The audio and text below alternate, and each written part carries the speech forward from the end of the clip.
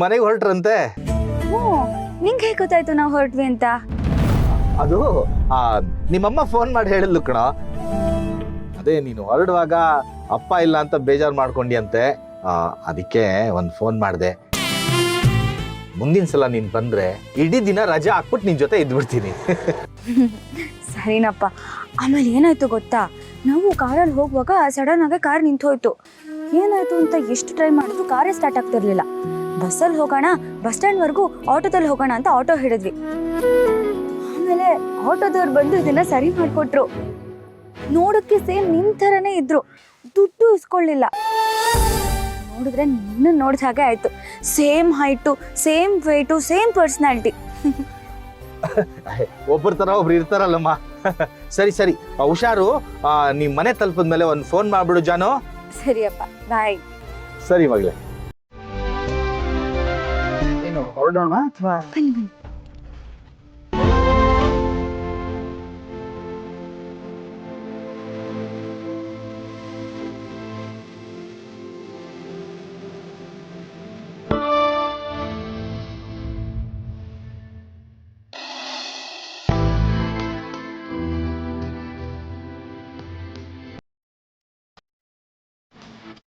ಗೌಡ್ರೆ, ನೀವ್ ಯಾವಾಗ್ಲೂ ಜ್ಯೂಸ್ ಕುಡಿಯಕ್ಕೆ ಇಲ್ಲೇ ಬರ್ತೀರಾ?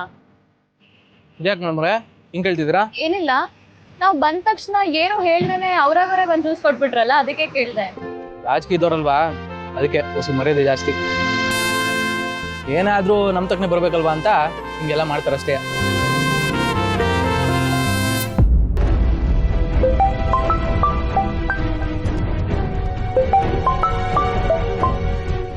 ಹಲೋ, ಹೇಳಲ್ಲ ಗೌಡ್ರೆ, ಎಲ್ಲಿದ್ದೀರಾ? ಇಲ್ಲೇ 6ನೇ ಕ್ಲಾಸು ಜ್ಯೂಸ್ ಅಂಗಡಿ ತಗೋ ಇವನಿಕಲ್ಲ. ಏನು ಇಸ್ಯ? ಹೌದಾ, ಸರಿ ಅಲ್ಲಿಗೆ ಬರ್ತಾ ಇವ್ನಿರಿ. ಲೈ ಬರ್ಬೇಡ, ಅದೇನು ಇಸ್ಯ ಅಂತ ಫೋನಲ್ಲಿ ಹೇಳು. ಅಯ್ಯೋ, ಫೋನಲ್ಲಿ ಹೇಳೋ ವಿಷಯ ಅಲ್ಲ, ದೊಡ್ಡ ಪ್ರಾಬ್ಲಮ್ ಆಗೋಗತ್ತೆ, ಬರ್ತೀನಿ ರೀ. ಒಂದ್ ನಿಮಿಷ ಬಂದೆ. ಲೈ, ನಾನೇ ಇಲ್ಲಿ ದೊಡ್ಡ ಪ್ರಾಬ್ಲಮ್ ಅಲ್ಲಿ ಸಿಕ್ಕಾಕೊಂಡಿವ್ನಿ. ಈಗ ನಿನ್ ಪ್ರಾಬ್ಲಮ್ ಕೇಳಿಸ್ಕೊಂಡು ಕುತ್ಕೊಳಕ್ ಆಯ್ತದ? ಹೌದಾ, ನಿಮ್ದೇನ್ ಪ್ರಾಬ್ಲಮ್ ಆಗದೆ? ಅಯ್ಯೋ, ಅದೇ ಕಲ, ಆ ಮುನ್ಸ್ವಾಮಿ ಮಗಳು ಪೂರ್ವಿ ಅವರಲ್ಲ, ಇಡೀ ದಿನ ನನ್ನ ಜೊತೆಲಿ ಇರ್ತೀನಿ ಅಂತ ಬಂದವಳಕಲ್ಲ. ಹೌದಾ, ಬರ್ತಾ ಇವ್ನಿರಿ ಅಲ್ಲಿಗೆ. ಅದಕ್ಕೆ ಹೇಳ್ತಿರೋದು ಬರೋದೇನ್ ಬೇಡ ಅಂತ. ಗೌಡ್ರೆ, ಬರುದೇನ್ ಬೇಡ ಅಂದ್ರೆ ಬಂದೇ ಬಿಟ್ಟಲ್ಲ. ಸರಿ, ಅದೇನ್ ಪ್ರಾಬ್ಲಮ್ ಅಂತ ಹೇಳು. ಗೌಡ್ರೆ, ನಾ ಒಂದ್ ಹುಡುಗಿನ ಬಹು ಪ್ರೀತಿ ಮಾಡ್ತಾ ಇದ್ದೆ. ಎಲ್ಲ ಬಡ್ಡಿ ಐದ್ನೆ ಈ ವಿಷಯನ ನನ್ನ ಹತ್ರನೇ ಹೇಳಿರ್ಲಿಲ್ವಲ್ಲ. ಅಯ್ಯೋ, ಹೇಳ್ಬೇಕು ಅಂತಾನೆ ಇದ್ದೆ, ಟೈಮ್ ಕೂಡ ಬರ್ಲಿಲ್ಲ ಆಟಯ್ಯ. ಗೌಡ್ರೆ, ಇವಾಗ ನಮ್ಮ ಹುಡುಗಿಗೆ ಅವ್ರ ಮನೆ ಕಡೆಯವರು ಒಂದ್ ಹುಡುಗನ್ ನೋಡಿ ಮದುವೆ ಮಾಡ್ಬೇಕು ಅಂತ ಅವ್ರೆ. ಅವಳು ನೋಡಿದ್ರೆ ನಾನ್ ಬಿಟ್ಟು ಬೇರೆ ಯಾರನ್ನು ಮದುವೆ ಹಾಕಿಲ್ಲ ಅಂತ ಹಠ ಮಾಡ್ತಾವಳೆ. ನೀವೇ ನಮ್ಮ ಪ್ರೀತಿನ ಉಳಿಸ್ಬೇಕು ಗೌಡ್ರೆ. ಲೇ, ಅದಕ್ಕೆ ನಾನೆಲ್ಲ ಮಾಡಕೈತಿದೆ? ಇದು ಎಲೆಕ್ಷನ್ ಟೈಮು. ಈಗ ಹೋಗಿ ಅವ್ರ ಜಗಳ ಆಡಿದ್ರೆ ನಮ್ಮ ಅಪ್ಪಾಜಿ ಮಾನ ಮರ್ಯಾದೆ ಏನಾಗೋದಿಲ್ಲ ಹೇಳು. ಎಲೆಕ್ಷನ್ ಮುಗಿಲಿ ತಡೆ, ಆಮೇಲೆ ನೋಡ್ಕೊಂಡ್ರಾಯ್ತು. ಅಯ್ಯೋ, ಅವಳಿಗೆ ಮದುವೆ ಮಾಡ್ಬಿಟ್ಟು ಅಷ್ಟರಲ್ಲಿ ಬೇರೆ ಊರಿಗೆ ಕಳಿಸ್ಬಿಡ್ತಾರೆ. ನೀವು ಏನೇ ಮಾಡೋದಿದ್ರು ಇವಾಗ್ಲೇ ಮಾಡ್ಬೇಕು. ಲೇ ಗೌಡ್ರೆ, ಹೌದು ಗೌಡ್ರೆ, ಒಬ್ರನ್ನೊಬ್ರು ತುಂಬಾ ಇಷ್ಟಪಡ್ತಿದ್ದಾರೆ ಅನ್ಸುತ್ತೆ. ಅವ್ರನ್ನ ದೂರ ಮಾಡಿದ್ರೆ ಚೆನ್ನಾಗಿರಲ್ಲ. ನೀವ್ ಅವ್ರಿಗೆ ಹೆಲ್ಪ್ ಮಾಡ್ಲೇಬೇಕು. ಅಲ್ಲ ಮೇಡಮ್ ಅವ್ರೆ, ಈಗ ಇವ್ರಿಬ್ಬರನ್ನ ಒಂದ್ ಮಾಡಕ್ ಹೋಗಿ ಅವರಪ್ಪ ಅಮ್ಮ ಕೋಪ ಮಾಡ್ಕೊಂಡು ನಮ್ಮಪ್ಪಂತ ಹೇಳ್ಬಿಟ್ರೆ? ಹೇಳಿದ್ರೆ ಹೇಳ್ಕೊಳ್ಳಿ ಬಿಡಿ, ಅದ್ರಲ್ಲೇ ಒಂದ್ ಥ್ರಿಲ್ ಇರುತ್ತಲ್ವಾ. ಈಗ ನೋಡಿ, ನಮ್ ಪವರ್ ಸ್ಟಾರು ಇಬ್ರು ಪ್ರೇಮಿಗಳನ್ನ ಒಂದ್ ಮಾಡಕ್ಕೆ ಎಷ್ಟೆಲ್ಲ ಕಷ್ಟ ಪಡ್ತಾರೆ, ಹಾಗೆ ಇರುತ್ತೆ. ಹೌದು ಗೌಡ್ರೆ, ನಿಮ್ ಕೈ ಮುಗಿತೀನಿ, ಹೆಂಗಾರ ಮಾಡಿ ನಮ್ಮ ಪ್ರೀತಿನ ಉಳಿಸಿ ಪ್ಲೀಸ್. ಪ್ಲೀಸ್ ಗೌಡ್ರೆ. ಸರಿ, ನಡ್ಲಾ ಬನ್ನಿ.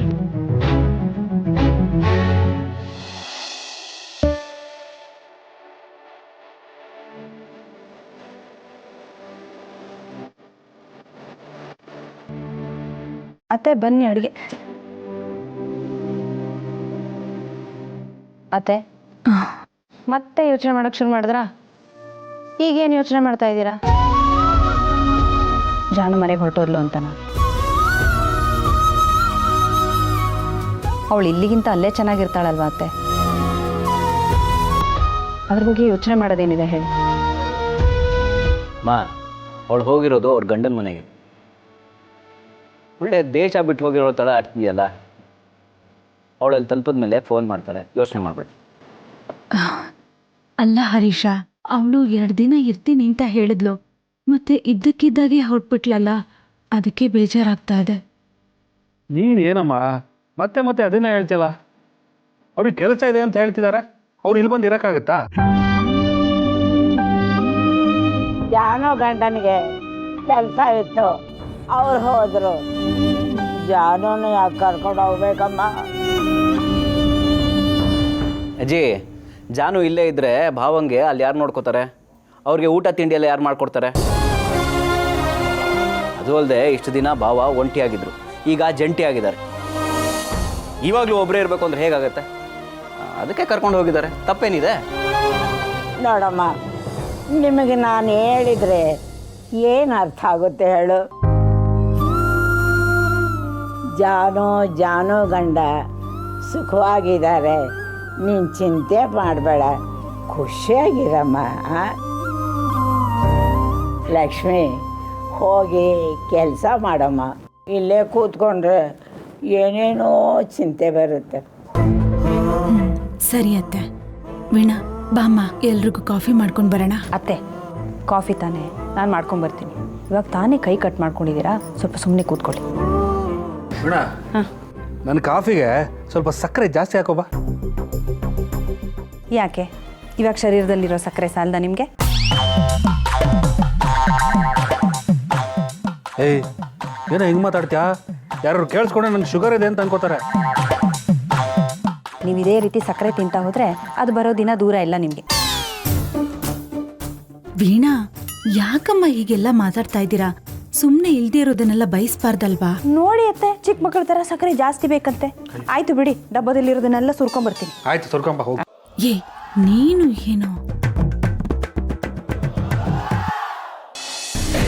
ಗೌಡ್ರೆ, ಇದೇ ಮನೆ. ಎಲ್ಲಲ್ಲ ನಿಮ್ಮ ಹುಡುಗಿ ಕಾಣಿಸ್ತಾನೆಲ್ಲ? ಒಳಗಡೆ ಇರ್ಬೇಕು ಅನ್ಸ್ತದೆ.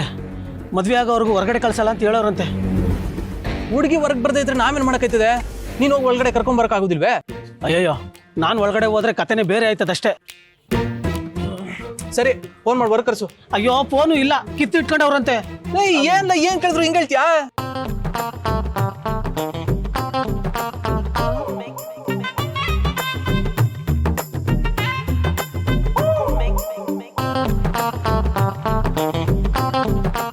ಒಂದು ಐಡಿಯಾ ಬಂತು ಕಲ. ಈಗ ನಮ್ಮ ಪೂರ್ವಿ ಅವ್ರನ್ನ ನಿಮ್ಮ ಹುಡುಗಿ ಫ್ರೆಂಡ್ ಅಂತ ಒಳಗೆ ಕಳಿಸಿ ಅವಳನ್ನ ಹೊರಗೆ ಕರ್ಕೊಂಬರೋಂಗ್ ಮಾಡೋದು. ನಾನು ಒಳಗಡೆ ಹೋಗ್ಬೇಕಾ? ಹೂ ಮೇಡಮ್ರೆ, ಆಗ್ಲೇ ಪ್ರೇಮಿಗಳಿಗೆ ಸಹಾಯ ಮಾಡ್ಬೇಕು ಅಂತ ಹೇಳಿದ್ರಲ್ಲ, ಇದು ಸಹಾಯನೇ, ಹೋಗಿ ಮಾಡಿ. ಸರಿ, ನಾನು ಹೋಗ್ತೀನಿ. ಹೇಗೋ ನನ್ಗೇನಾದ್ರೂ ಆದ್ರೆ ಕಾಪಾಡಕ್ಕೆ ಇಬ್ರಲ್ಲೊಬ್ರು ಬರ್ತೀರಾ ಅಲ್ವಾ? ನಂಗೂ ಇದೊಂಥರ ಹೊಸ ಅನುಭವ. ನೋಡಿ, ನಾನು ಒಳಗಡೆ ಹೋಗ್ತೀನಿ, ನೀವಿಬ್ರು ಒಂದು 10 ನಿಮಿಷ ಕಾಯ್ಬೇಕು. 10 ನಿಮಿಷ ಆದ್ಮೇಲೂ ನಾನು ಆಚೆ ಬರ್ಲಿಲ್ಲ ಅಂದ್ರೆ ಇಬ್ರಲ್ಲೊಬ್ರು ತಕ್ಷಣ ಬಂದು ನನ್ನ ಕಾಪಾಡ್ಬೇಕು, ಸರಿನಾ?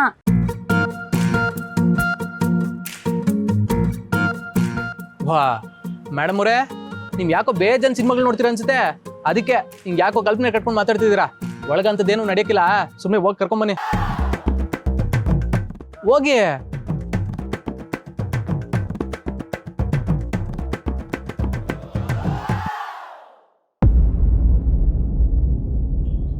ಗೌಡ್ರೆ, ಅವ್ರು ನಮ್ಮ ಹುಡುಗಿನ ಕರ್ಕೊಂಬರ್ತಾರೆ ಅಂತೀರಾ?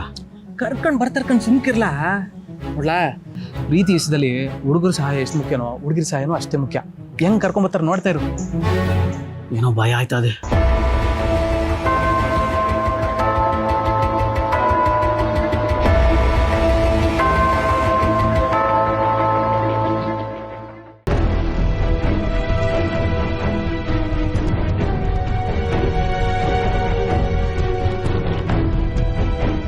ಏನಂದ ಆ ಹುಡುಗಿ ಕೈ ಇಟ್ಕೊಳ್ಳ. ಬರವ, ಬನ್ನಿ ಹೋಗಮ್ಮ, ಬನ್ನಿ.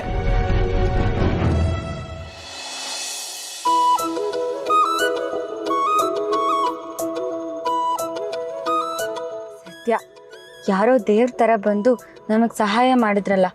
ಈ ಕಾಲದಲ್ಲಿ ಇಂಥವ್ರು ಇರ್ತಾರ ಅನ್ಸುತ್ತೆ ಒಂದೊಂದ್ಸತಿ. ನೀವೇ ಯಾವಾಗಲೂ ಹೇಳ್ತಿರ್ತೀರಲ್ಲ, ಒಳ್ಳೆಯವರಿಗೆ ಯಾವಾಗಲೂ ಒಳ್ಳೆಯವರೇ ಸಿಗ್ತಾರೆ ಅಂತ. ಇದು ಹಾಗೆ ಅಂತ ಇಟ್ಕೊಳ್ಳಿ. ಅದೇ, ನೀವ್ ನನಗೆ ಸಿಕ್ಕಿದ್ರಲ್ಲ ಹಾಗೆ. ನೀವು ನನಗೆ ಸಿಕ್ಕಿದ್ರಲ್ಲ ಹಾಗೆ.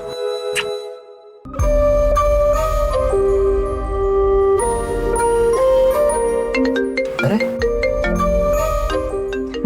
ನೋಡಿ, ಇನ್ನೊಬ್ರು ಒಳ್ಳೆಯವ್ರು ಫೋನ್ ಮಾಡ್ತಿದ್ದಾರೆ. ಹಲೋ ಸರ್ ಹೇಳಿ. ಜಯಂತ್ ಅವರೇ, ರಿಜಿಸ್ಟ್ರೇಷನ್ಗೆ ಲಾಯರ್ ಅವರು ಪೇಪರ್ಸ್ ಎಲ್ಲ ರೆಡಿ ಮಾಡ್ತಿದ್ದಾರೆ.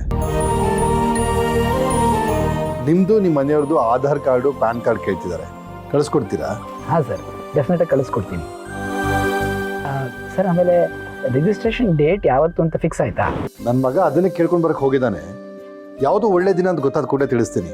ಎಲ್ಲ ಸುಸೂತ್ರವಾಗಿ ನಡೆಯುತ್ತೆ, ಟೆನ್ಷನ್ ಮಾಡ್ಕೋಬೇಡಿ.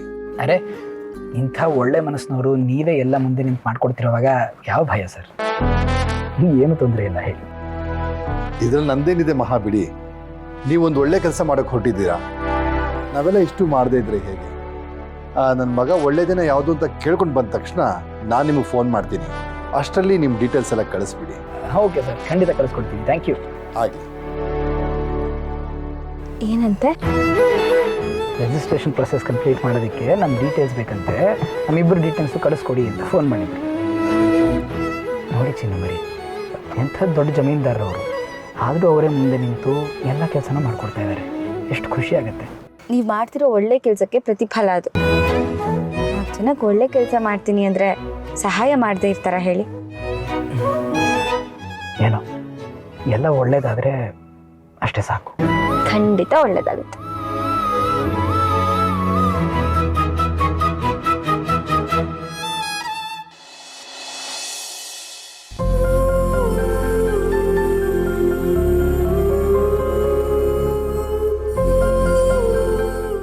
ಭಾವನಾ, ಬಂದೆ ಅಮ್ಮ? ಹಾಂ. ಏನಾಯ್ತಮ್ಮ? ಕೈಗೆ ಬಟ್ಟೆ ಸುತ್ಕೊಂಡಿದ್ಯಾ? ಅದು ತರಕಾರಿ ಹೆಚ್ಚುವಾಗ ಸ್ವಲ್ಪ ಗಾಯ ಆಯಿತು ಅಷ್ಟೆ. ನೀನು ಕುದೀತಾ ಇರೋ ನೋವನ್ನೆಲ್ಲ ಯಾರಿಗೂ ತೋರಿಸ್ಕೊಳ್ದೆ ಹಾಗೆ ಮನ್ಸಲ್ಲಿಟ್ಕೊಂಡಿದ್ಯಾ. ಈ ಸಣ್ಣ ಗಾಯಕ್ಕೆ ಕೇಳ್ತಾ ಇದೆಯಲ್ಲಮ್ಮ. ಭಾವನಾ, ನೀನೇನು ಯೋಚನೆ ಮಾಡಬೇಡ. ಈ ಸಮಸ್ಯೆಗೆ ಆದಷ್ಟು ಬೇಗ ಒಂದು ಪರಿಹಾರ ಸಿಗುತ್ತೆ. ನನಗಂತೂ ಒಂದೂ ಗೊತ್ತಾಗ್ತಿಲ್ಲಮ್ಮ. ನನ್ನ ತಲೆ ಎಲ್ಲ ಕೆಟ್ಟು ಹೋಗಿದೆ. ತಲೆ ಕೆಡಿಸ್ಕೋಬೇಡ ಭಾವನಾ. ನಾನು ಈ ವಿಷಯನ ಸಿದ್ದು ಹತ್ರ ಹೇಳಿದ್ದೀನಿ. ಅವನೇನಾದರೂ ಒಂದು ದಾರಿ ತೋರಿಸ್ತಾನೆ. ಅಮ್ಮ, ಅವ್ರ ಹತ್ರ ಯಾಕೆ ಹೇಳಕ್ಕೆ ಹೋದೆ? ಅವ್ರೇನಾದರೂ ಸಿಂಚನನ್ಗೋ ಅಥವಾ ಅವ್ರ ಮನೆಯವ್ರಿಗೆ ಹೇಳಿದ್ರೆ ಒಬ್ಬರಿಂದ ಒಬ್ರಿಗೆ ಮಾತು ಹೋಗುತ್ತೆ. ಹಾಗೆ ಎಲ್ರಿಗೂ ನಾನು ಏನು ಉತ್ತರ ಕೊಡಲಿ? ಭಾವನಾ, ಸಿದ್ದು ಅಂತ ಹುಡುಗ ಅಲ್ಲಮ್ಮ. ಅವನಿಗೆ ಹೆಣ್ಮಕ್ಳ ಬಗ್ಗೆ ತುಂಬ ಗೌರವ ಇದೆ. ಹಾಗೆಲ್ಲ ಎಲ್ಲ ಕಡೆ ಹೇಳ್ಕೊಂಡು ಬರುವಂಥ ಹುಡುಗ ಅಲ್ಲಮ್ಮ. ನನ್ಗೆ ಅವನ ಮೇಲೆ ನಂಬಿಕೆ ಇದೆ. ಅವನು ಹೇಗಾದರೂ ಮಾಡಿ ಹೀಗೆ ಮಾಡಿದ್ಯಾರು ಅಂತ ಕಂಡು ಹಿಡ್ದೇ ಹಿಡಿತಾನೆ. ಅಮ್ಮ, ನೀನು ನಿಜ ಹೇಳ್ತಿದ್ಯಲ್ಲ? ಸಿದ್ದು ಅವರು ಅವನು ಯಾರು ಅಂತ ಕಂಡು ಹಿಡಿತಾರೆ ಅಲ್ಲ? ಖಂಡಿತ ಕಂಡುಹಿಡಿತಾನಮ್ಮ. ಸಿದ್ದು ತುಂಬ ಜನಕ್ಕೆ ಬೇಕಾಗಿರೋನು. ಅವನ ಮನ್ಸು ಮಾಡಿದ್ರೆ ಇದು ಕಷ್ಟದ ಕೆಲಸ ಅಲ್ವೇ ಅಲ್ಲ. ಅದು ಅಲ್ಲದೆ ಅವನು ಆ ದಿನ ಉತ್ಸವದಲ್ಲಿ ನಮ್ಮ ಜೊತೆ ಇದ್ನಲ್ಲಮ್ಮ. ಅವನು ಗೊತ್ತಾಗೇ ಆಗತ್ತೆ, ನೋಡ್ತಾ ಇರು. ಅಷ್ಟಾದರೆ ಸಾಕಮ್ಮ. ಅವನು ಯಾರು ಅಂತ ಆದಷ್ಟು ಬೇಗ ಗೊತ್ತಾಗಬೇಕು. ಎಷ್ಟು ಬೇಗ ಆಗುತ್ತೋ ಅಷ್ಟು ಬೇಗ. ಭಾವನಾ, ಏನಮ್ಮ ಇಷ್ಟು ಕೋಪ ಮಾಡ್ಕೊಂಡಿದೀಯಾ? ನೀನು ಸ್ವಲ್ಪ ಸಮಾಧಾನವಾಗಿರು, ಎಲ್ಲ ಸರಿ ಹೋಗುತ್ತೆ. ಬಾ ಕೂತ್ಕೋ. ನಿನಗೆ ಕುಡಿಯಕ್ಕೆ ನೀರು ತರ್ತೀನಿ ಇರು.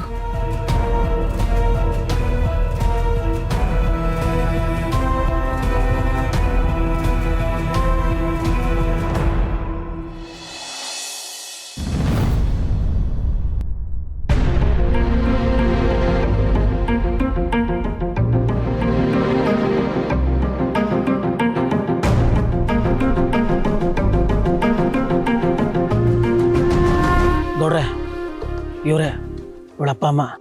ಇವ್ರು ಯಾಕೆ ಬಂದ್ರು? ಲವ್ ಕರ್ಸಿದ್ದೆ, ನಾನು ಕಣ್ ಸುಮ್ಕಿರ್ಲ. ನೋಡು ಸುರೇಶಣ್ಣ, ನಿಮ್ಮ ಮಗಳು ನಮ್ಮ ಹುಡುಗನ ಪ್ರೀತಿ ಮಾಡ್ತಾವಳೆ. ಎಷ್ಟು ಪ್ರೀತಿ ಮಾಡ್ತಾವಳೆ ಅಂದರೆ ಅವನನ್ನು ಬಿಟ್ಟಿರೋಕ್ಕಾಗ್ದಿರೋಷ್ಟು.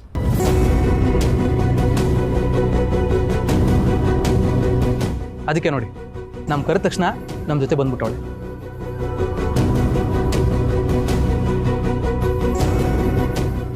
ಅಯ್ಯಯ್ಯೋ, ಈಗ ಯಾಕವ ತಲೆ ತೆಗಿಸ್ತಿದ್ಯೆ?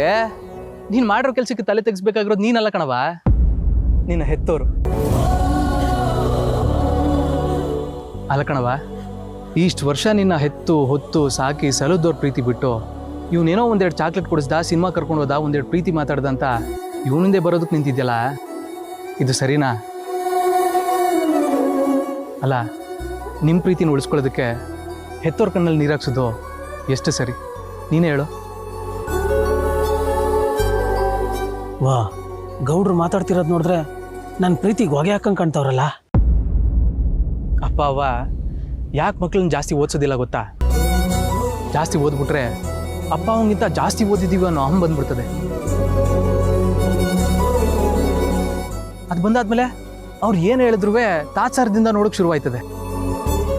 ಆದರೆ ನಮ್ಮ ತಲೆ ಗತಿಸ್ಕೋಬೇಕಾಗಿರೋದು ಅಹಂನಲ್ಲ ಕಣವ, ಸಂಸ್ಕಾರನ. ಅದನ್ನು ಕಲಿಬೇಕಾಗಿರೋದು ಅಪ್ಪ ಅವನಿಂದ ಮಾತ್ರ. ಓದಿದ್ರೆ ಡಿಗ್ರಿ ಸರ್ಟಿಫಿಕೇಟ್ ತೊಗೋಬೋದಷ್ಟೇ, ಆದರೆ ಜೀವನ ಹೆಂಗೆ ಮಾಡೋದು ಅಂತ ಕಲಿಯೋಕ್ಕಾಗೋದಿಲ್ಲ. ನಮಗೋಸ್ಕರ ತಮ್ಮ ಜೀವನನೇ ಮುಡುಪಾಗಿಟ್ಟಿರೋರಿಗೆ ದುಃಖ ಕೊಟ್ಟರೆ ಆ ದೇವ್ರ ಮೆಚ್ತಾನೆ ಹೇಳು?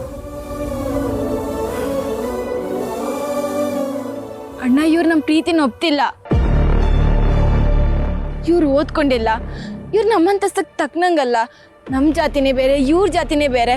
ನಾಳೆ ದಿವಸ ಇವ್ರನ್ನ ಮದುವೆ ಆದರೆ ನಾ ತಲೆ ಎತ್ಕೊಂಡು ತಿರ್ಗಕ್ಕಾಗೋದಿಲ್ಲ ಅಂತ ಹೇಳ್ತಾರೆ. ನನಗೆ ಇವ್ರನ್ನ ಬಿಟ್ಟು ಬದುಕೋ ಶಕ್ತಿ ಇಲ್ಲ. ಹಾಗಂತ ಅಪ್ಪ ಅಮ್ಮನೂ ಬಿಟ್ಟಿರೋಕ್ಕಾಗಲ್ಲ. ಅವ್ರ ಜೊತೆಗೆ ಇವ್ರ ಪ್ರೀತಿನೂ ಬೇಕು ಅಂತಲೇ ನಾನು ಬಯಸ್ತಿರೋದು. ಏನು ಸುರೇಶಣ್ಣ ಇದೆಲ್ಲ? ಈಗಿನ ಕಾಲದಲ್ಲೂ ಆಸ್ತಿ ಅಂತಸ್ತು ಜಾತಿ ಗೀತೆ ಅಂತೆಲ್ಲ ನೋಡ್ತಿದ್ರಲ್ಲ, ನಿಮ್ಮ ಮಗಳವನ್ನ ಅಷ್ಟು ಪ್ರೀತಿ ಮಾಡ್ತಾಳೆ, ಅದನ್ನ ನೋಡ್ಬಾರ್ದಾ? ಅಲ್ಲ, ನಾವು ಪ್ರೀತಿಸೋರ್ಗಿಂತ ನಮ್ಮನ್ನು ಪ್ರೀತಿಸೋರೇ ಮುಖ್ಯ ಅಲ್ವಾ? ನಿಮ್ಮ ಮಗಳು ಚೆನ್ನಾಗಿರ್ಬೇಕು ಅಂತ ತಾನೇ ಬಯಸ್ತೀರಿ. ಯಾಕಂದ್ರೆ ಅವ್ರ ಪ್ರೀತಿಗೆ ಯಾಕೆ ಅಡ್ಡ ಬರ್ತಿದ್ದೀರಾ? ಅಲ್ಲ ಗೌಡ್ರೆ, ಕೆಲಸ ಇಲ್ದಿರೋಂಗೆ ನನ್ನ ಮಗಳನ್ನ ಕೊಟ್ಬಿಟ್ಟು ಜೀವನ ಪರ್ಯಂತ ನಾವೇ ಸಾಕ್ಬೇಕಾದ ಪರಿಸ್ಥಿತಿ ಬಂದರೆ, ಅಲ್ಲ, ಪ್ರೀತಿ ಪ್ರೇಮ ಅನ್ನೋದು ಇವತ್ತು ಇರುತ್ತೆ, ನಾಳೆ ಹೋಗುತ್ತೆ. ನನ್ನ ಮಗಳು ಜೀವನ ಪರ್ಯಂತ ಕಣ್ಣೀರು ಹಾಕೋದನ್ನ ನೋಡ್ಬೇಕಾ? ನೋಡಿ ಸುರೇಶಣ್ಣ, ನಾನು ನಿಮಗೆ ಭರವಸೆ ಕೊಡ್ತಾವನಿ. ಒಬ್ಬ ವ್ಯಕ್ತಿ ಹಿಂಗೆ ಅಂತ ಯಾವತ್ತೂ ಅಳಿಯಕ್ಕೆ ಹೋಗ್ಬಾರ್ದು. ಅದರಲ್ಲೂ ಇವ್ನು ನನ್ನ ಜೊತೆ ಇರೋ ಹುಡುಗ, ಇವ್ನಿಗೆ ಯಾವುದೇ ರೀತಿ ಕೆಟ್ಟ ಇಲ್ಲ. ಇವತ್ತು ಇವ್ನು ಹಿಂಗಿರ್ಬೋದು, ಆದರೆ ಇವನಿಗಿರೋ ಬುದ್ಧಿವಂತಿಕೆಗೆ ನಾಳೆ ಬೆಳಗ್ಗೆ ಇವನು ಗ್ರಾಮ ಪಂಚಾಯತಿ ಅಧ್ಯಕ್ಷ ಆಗ್ಬೋದು. ಅಧ್ಯಕ್ಷ ಏನು, ಕಾರ್ಪೊರೇಟ್ರೇ ಆಗ್ಬೋದು. ಅದ್ಯಾವ್ರು ನಮ್ಮ ಹಣೆ ಬರದಲ್ಲಿ ಏನು ಬರ್ದಿರ್ತಾನೋ ಅದನ್ನು ಓದೋಕ್ಕಾಗೋದಿಲ್ಲ. ಆದರೆ ಇವರಿಬ್ಬರು ಕಣ್ಣಲ್ಲಿ ಕಾಣೋ ಪ್ರೀತಿನ ಅರ್ಥ ಮಾಡ್ಕೋಬೋದು. ದಯವಿಟ್ಟು ಆ ಪ್ರೀತಿನ ಒಪ್ಕೊಳ್ಳಿ.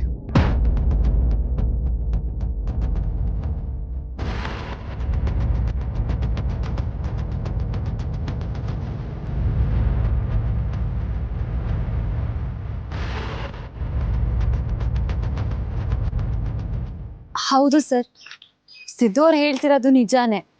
ಯಾರು ಹುಟ್ಟೋವಾಗಲೇ ಆಸ್ತಿ ಸಂಪತ್ತೆಲ್ಲ ತಗೊಂಡು ಹುಟ್ಟಲ್ಲ, ಬೆಳೀತಾ ಬೆಳೀತಾ ಅದನ್ನೆಲ್ಲ ಸಂಪಾದಿಸ್ತಾರೆ. ಇದ್ರ ಬಗ್ಗೆ ನೀವು ಒಂದ್ಸಲ ಯೋಚನೆ ಮಾಡಿ.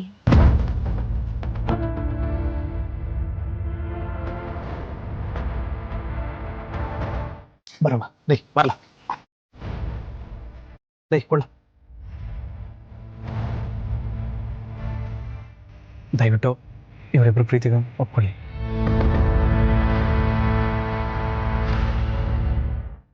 ನೀವು ಇಷ್ಟೆಲ್ಲ ಹೇಳ್ತಿದ್ದೀರಾ ಅಂದಮೇಲೆ ಇವರಿಬ್ಬರ ಪ್ರೀತಿನ ನಾವು ಒಪ್ಕೊಳ್ತೀವಿ.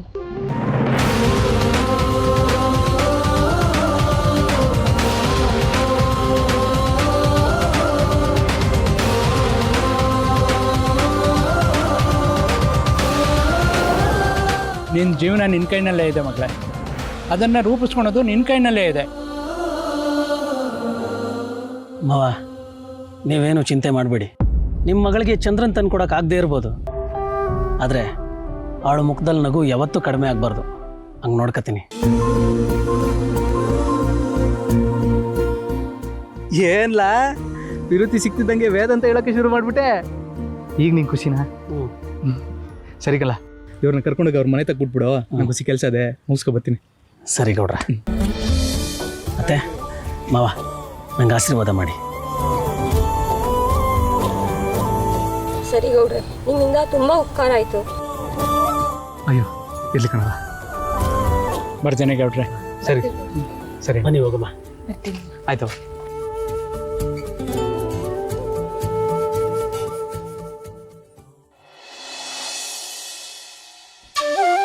ಏನ್ ಸಿದ್ದು ಅವರೇ ಅಷ್ಟು ಚೆನ್ನಾಗಿ ಮಾತಾಡಿ ಅವ್ರನ್ನ ಒಪ್ಪಿಸ್ಬಿಟ್ರಿ.